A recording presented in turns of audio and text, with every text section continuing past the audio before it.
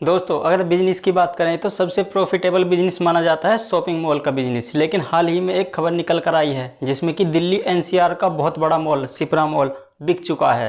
तो क्या इतने प्रॉफिटेबल बिजनेस होने के बाद भी ये मॉल क्यों बिका, जानेंगे आज की इस वीडियो में। अगर आप चैनल पर नए हैं तो चैनल को सब्सक्राइब करने के साथ साथ वीडियो को लाइक और शेयर भी जरूर करें।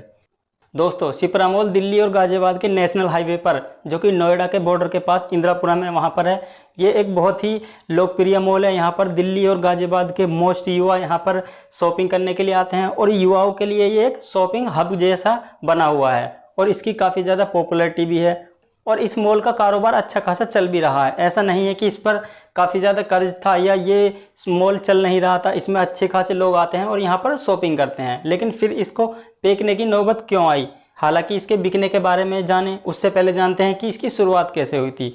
दोस्तों शिप्रा मॉल को बनाया था शिप्रा ग्रुप ने और शिप्रा ग्रुप की शुरुआत हुई थी साल 1987 में। 1987 में हरपाल सिंह ने शिप्रा ग्रुप को बनाया था और इन्होंने अपने कारोबार को दिल्ली, देहरादून, मसूरी, गाजियाबाद, नोएडा इन शहरों में धीरे धीरे फैलाना शुरू किया। और ये इन शहरों में होटल और रेस्टोरेंट का निर्माण करते थे। लेकिन फिर इन्होंने साल 1996 में रियल इस्टेट में भी अपने व्यापार को बढ़ाया और रियल इस्टेट में भी इन्होंने काफ़ी सारे मॉल्स बनाए, काफ़ी सारे रेस्टोरेंट्स बनाए। शिप्रा सन सिटी काफ़ी सारी रेजिडेंशियल इन्होंने फ्लैट्स बनाए जहां पर इन्होंने लोगों को फ्लैट्स बनाकर रहने के लिए दिए। और इनकी जो कमर्शियल प्रॉपर्टी थी वो भी काफ़ी अच्छी थी। काफ़ी ऐसे पॉश इलाकों में ये अपनी प्रॉपर्टी बनाते थे जहाँ पर ये हाई प्राइस पर बेच सकें। इसीलिए इनकी कंपनी धीरे धीरे कुछ ही सालों में बहुत बड़ी बनती चली गई और ये कुछ ही सालों में नोएडा और गाजियाबाद की सबसे बड़ी रियल इस्टेट कंपनियों में से एक बन गई, जहां पर इन्होंने अपने नए नए प्रोजेक्ट शुरू किए। शिप्रा सन सिटी, शिप्रा मॉल, इस कड़ी में इन्होंने काफ़ी सारे मॉल्स और रेजिडेंशियल सोसाइटियों का निर्माण किया और उनको अच्छे खासे प्राइस पर बेचा, जिससे कि इनकी कंपनी एकदम से करोड़ों का टर्नओवर वाली कंपनी बन गई। दोस्तों इनकी ग्रोथ का अंदाज़ा आप इसी बात से लगा सकते हैं कि केवल 20 सालों में ही इन्होंने कंपनी की टर्नओवर को 80 लाख डॉलर से भी ऊपर का पहुंचा दिया। और इन्होंने इसी दौरान लगभग 8,200 रेजिडेंशियल यूनिट तैयार कर उनको खरीदार को हैंडओवर कर चुके हैं। तो दोस्तों इतना प्रॉफिट होने के बाद भी शिप्रा ग्रुप को ये अपना शिप्रा मॉल क्यों बेचना पड़ा? तो दोस्तों ऐसा नहीं है कि शिप्रा मॉल से शिप्रा ग्रुप को काफ़ी घाटा हो रहा था या शिप्रा मॉल चल नहीं रहा था। शिप्रा मॉल अच्छा खासा चल रहा है और वो अब भी चल रहा है। लेकिन जो इसको बेचने का सबसे बड़ा कारण था वो था कर्ज, क्योंकि शिप्रा ग्रुप ने अपने और कई सारे प्रोजेक्ट को शुरू करने के लिए इंडिया बुल्स नाम की कंपनी से करोड़ों का कर्ज लिया हुआ था।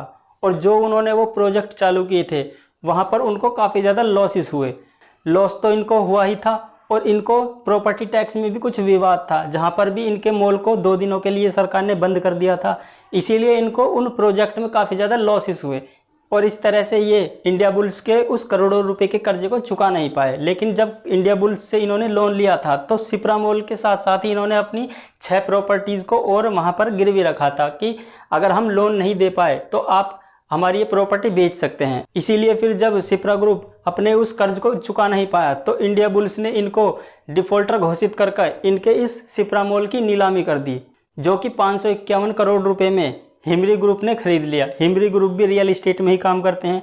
बेसिकली इनका भी यही काम है कि रियल इस्टेट में प्रॉपर्टी को खरीदना और बेचना। इन्होंने इस डील को 551 करोड़ रुपए में इंडिया बुल्स से खरीद लिया है। तो इसीलिए अब ये इसका जो पूरा टेक ओवर है अब वो हिमरी ग्रुप करेगा और अब जो इसका पैसा मिला है वो इंडिया बुल्स के पास जाएगा, क्योंकि इंडिया बुल्स ने जो लोन दिया हुआ था वो अपनी रिकवरी करने के लिए इस पैसे को अपने पास रखेगा।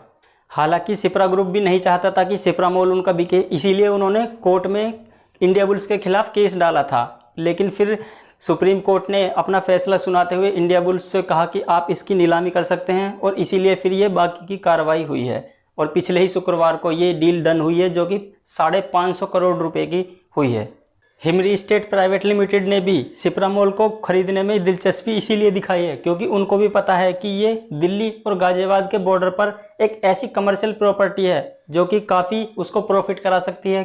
क्योंकि हिमरी ग्रुप भी 2 साल पहले ही बनी एक नई कंपनी है और इनका कारोबार होटल और रेस्टोरेंट का कारोबार है। ये भी अपने कारोबार को रियल इस्टेट की तरफ फैलाना चाहते हैं और ये शिप्रा मॉल इनके कारोबार को फैलाने में इनकी काफ़ी हद तक मदद कर सकता है। इसीलिए हिमरी लिमिटेड ने भी शिप्रा मॉल को खरीदने में दिलचस्पी दिखाई है और इस डील को 551 करोड़ रुपए में पिछले ही शुक्रवार को डन किया है।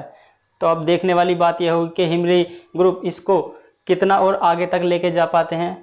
तो दोस्तों आज की इस वीडियो में इतना ही। वीडियो कैसी लगी अपनी राय कमेंट में ज़रूर दें और वीडियो को यहाँ तक देखने के लिए आपका बहुत बहुत धन्यवाद।